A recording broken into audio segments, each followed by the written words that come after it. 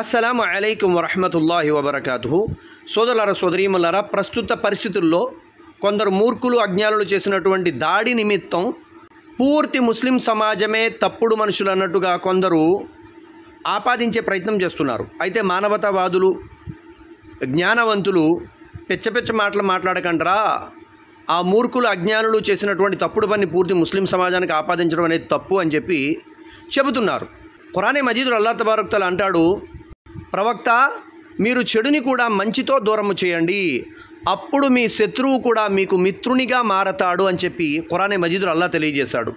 అందుకోసమే సోదరులారా సోదరీమలారా, మన మంచితనాన్ని పెంచుకుంటూ వెళ్ళాలి, మనం సహనంగా ఉండాలి, అల్లాహ్తో దువా చేస్తూ ఉండాలి. ఇంతకుముందు మనం హిందూ సోదరులతో ఎలాగైతే ఉండేవాళ్ళమో ఇప్పుడు ఇంకా అంతకంటే ఎక్కువగా మనం ప్రేమగా ఉండేటువంటి ప్రయత్నం చేయాలి. ఎందుకంటే మన మధ్య గొడవలు పెట్టాలని కొందరు దేశద్రోహులు కుట్ర పన్నుతున్నారు. కుట్ర సాఫల్యం అవ్వకూడదంటే మనం కలిసిమెలిసి ఉండడానికే ప్రయత్నించాలి. మన దేశం వెనుకబడాలన్నటువంటి కుట్రలో భాగం ఇది.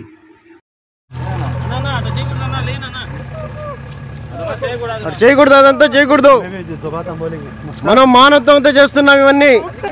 మనమంతా ఒకటే, అన్నదమ్ములుగా కలిసి ఉండాలి మనమంతా, అంతే.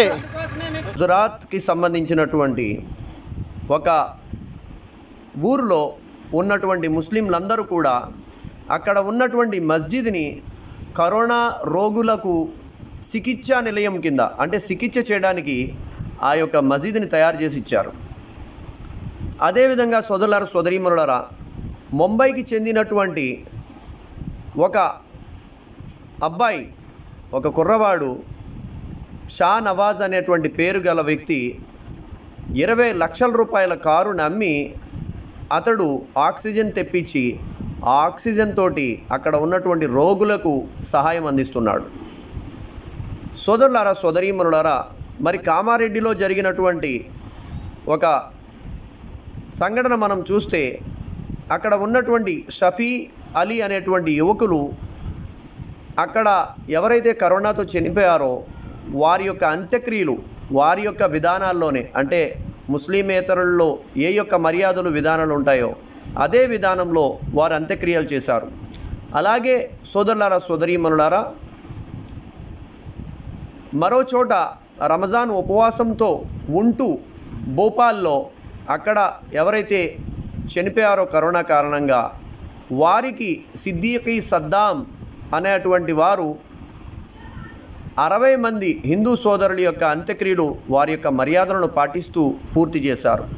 సోదరులారా సోదరీమణులారా, మానవత్వం అంటే ఇదే అని చెప్పి ఈ ముస్లిం సోదరులు నిరూపించారు. అలాగే మనం ఇప్పుడు చేయవలసినటువంటి ప్రస్తుత పరిస్థితుల్లో పని ఏమిటి అంటే మనల్ని మనం రక్షించుకుంటూ, మనం జాగ్రత్తలు తీసుకుంటూ, అలాగే ఇతరులు ఎవరైతే ఉన్నారో వారికి మన ద్వారా హాని కలగకూడదు, మన ద్వారా ఇబ్బంది కలగకూడదు అనేటువంటి ప్రయత్నం మనం చేయాలి. అస్సలాము అలైకుం వరహ్మతుల్లాహి వబరకాతుహు. నహ్మదుహు వ నుసల్లి అలా రసూలిహిల్ కరీం, అమ్మా బాద్. సోదరులారా సోదరీమణులారా, మహాకుంభమేళ హిందూ సోదరులందరూ కూడా చేసుకునేటువంటి ఒక పెద్ద ధార్మిక సమావేశం ఏదైతే ఉందో ఆ కార్యక్రమంలో 2 విపత్తులు జరిగాయి. అందులో ఒక విపత్తు ఏమిటి అంటే అగ్ని ప్రమాదం, రెండవ విపత్తు ఏమిటి అంటే విఐపికి ఒక దర్శన మార్గం, అంటే స్నానాలు చేయడానికి ఒక మార్గం, సర్వసాధారణమైనటువంటి మనుషులకి మరో మార్గం ఏర్పాటు చేయడం వల్ల తొక్కిసలాట కారణంగా కొద్దిమంది చనిపోయారు. ఇది అందరికీ తెలిసిన విషయమే, కొత్త విషయమేం కాదు.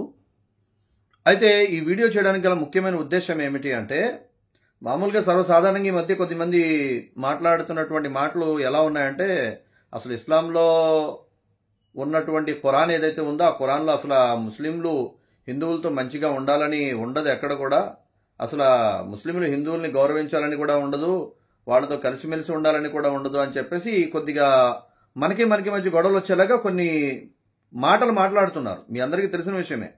సోషల్ మీడియా ఏమీ కూడా రహస్యంగా ఉన్నటువంటి విషయాలు కాదవి. అయితే నేను ఏదైతే తమ్నైల్ పెట్టానో ఆ తమ్నైల్లో ఎవరైతే ఫోటో ఉన్నారో ఒక స్వామీజీ, ఆయనతో ఒక యాంకర్ అడిగారు, ఏంటి కుంభమేళ జరిగింది కదా, ఏంటి ఎలా జరిగింది అని చెప్పేసి అంటే అక్కడ ఈయన మాట్లాడుతున్నాడు. మాట్లాడుతూ కొన్ని మాటలు చెప్పారు. ఆ మాటలు మీకు నేను తెలియజేయాలనేటువంటి ఉద్దేశం మీద ఈ వీడియో రికార్డ్ చేయడం జరుగుతుంది. అందులో మొట్టమొదటి విషయం ఆయన ఏం చెప్పారంటే, ముస్లింలు మేము రానివ్వమని చెప్పేసి ఇక్కడ ప్రభుత్వం చెప్పింది. ముస్లింలు ఇక్కడ వ్యాపారాలు చేయకూడదు, ముస్లింలు ఇక్కడ ఉండకూడదని చెప్పేసి చెప్పింది. అది చాలా మంచి పని చేశారు వాళ్ళు.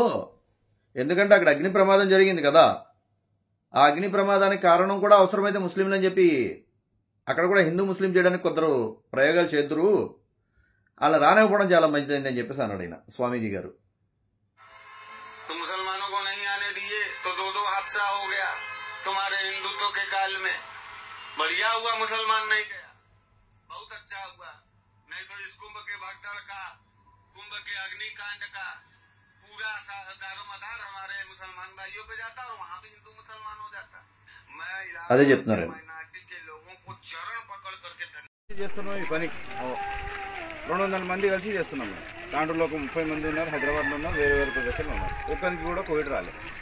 చూసినారా మేము పడినామా, దగ్గర పోయినామా? మీరు ఎందుకు ఇంత భయపడుతున్నారు?